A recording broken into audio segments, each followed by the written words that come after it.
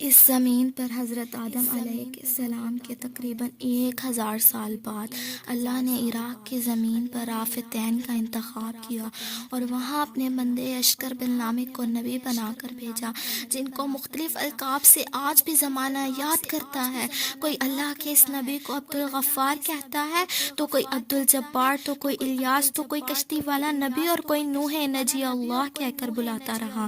حضرت نوح علیہ السلام حضرت ادریس علیہ السلام کے پرپوتے ہیں، حضرت آدم علیہ السلام کی دستی پشت میں سے ہیں۔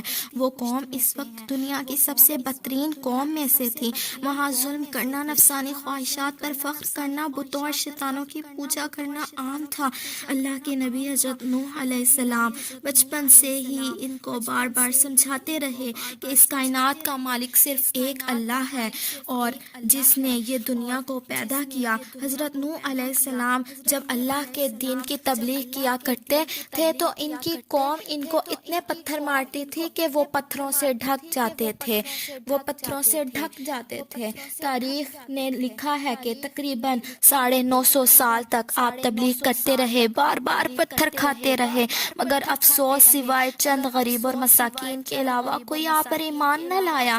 آپ اپنی امت کے لیے اتنا روئے، اتنا گڑ گڑائے، اتنا روئے کہ آپ کا نام ہی نوح پڑ گیا۔ بس اتنے میں اللہ اپنے نبی پر وحی کرتا ہے کہ تیری قوم ہدایت نہیں پائے گی۔ نوح اللہ کے دربار میں فریاد کرتے ہیں، اے اللہ، یہ انسان ظلم کرنے کو مذاق سمجھتے ہیں، ایک دوسرے کی مدد کرنے کو بزدلی سمجھتے ہیں اور تیری عبادت سے منہ موڑتے ہیں۔ اے اللہ، اس قوم کو نیست و نابود کر دے۔ جیسے ہی حضرت نوح علیہ السلام یہ بددعا کرتے ہیں تو اللہ نے پیغام بھجوایا، اے نوح، ایک کشتی تیار کرو، عنقریب تیری یہ ظالم قوم نیست و نابود ہو جائے گی۔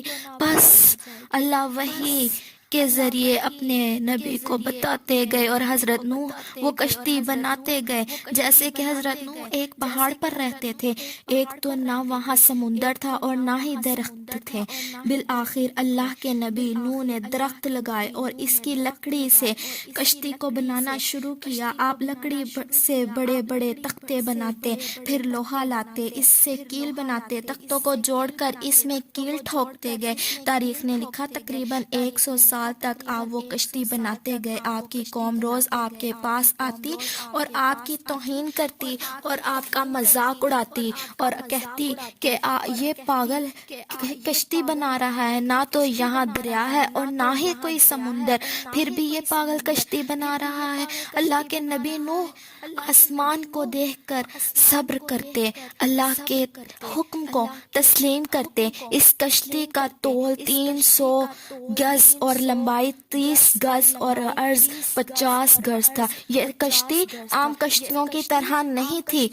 اس کشتی کو نیچے سے بھی بند کیا گیا تھا، ویسے اوپر سے بھی بند کیا گیا تھا تاکہ بارش کا پانی کشتی میں داخل نہ ہو سکے۔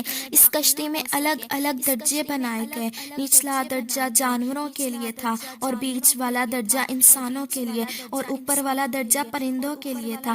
ہر درجے میں ایک دروازہ تھا۔ بس جب کشتی تیار ہو گئی تو اللہ نے فرمایا، اے نوح، اس زمین پر مختلف جانوروں اور پرندوں کے جوڑوں کو اس کشتی میں سوار کرو تاکہ ان کی مخلوقات کی نسل باقی رہ سکے۔ حضرت نوح علیہ السلام نے سب کو اس کشتی میں سوار کیا، پھر آپ انسانوں کو کہنے لگے، آؤ، یہ کشتی نجات کی کشتی ہے، جو بھی اس کشتی میں آئے گا وہ اللہ کے ایمان میں ہوگا۔ پوری قوم ہنستی رہی۔ تاریخ نے لکھا کہ تھوڑے سے لوگ تھے جن کی تعداد بعض کتابوں میں 80 بتائی گئی ہے۔ اللہ نے اپنے اس نبی سے کہا، عنقریب تندور سے پانی ابلے گا اور پوری قوم کو ڈبا دے گا۔ اس بات کو سن کر قوم نوح ہنس ہی رہی تھی کہ اتنی دیر میں تندور میں پانی ابلنے لگا۔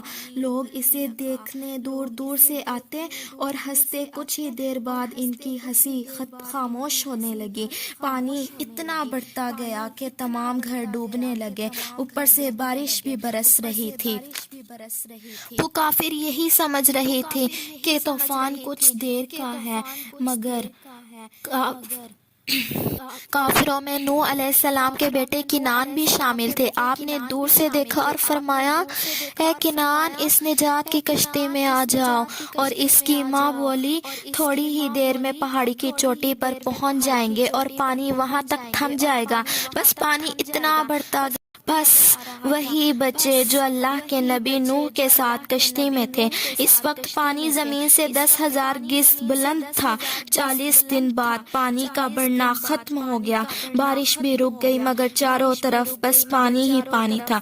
تقریباً 5 ماہ تک کشتی پانی میں رہی۔ بالآخر دریائے دجلہ کی مشرقی سمت میں ایک پہاڑی جس کو کوہ رارات کہتے ہیں، اس کی ایک چوٹی جس کا نام جودی ہے، اس چوٹی کی اونچائی تقریباً 13,000 فٹ ساحل سمندر ہے۔ کشتی نوح اس چوٹی کو لگ کر ٹھہر گئی۔ آپ اور آپ کی جماعت جودی کے پر 5 ماہ تک پہاڑ پر ٹھہرے۔ آپ کے تمام پرندوں اور جانوروں کو آزاد کر دیا۔ آپ اس پہاڑی پر اللہ کا شکر کرتے رہے اور اللہ کا ذکر کرتے رہے۔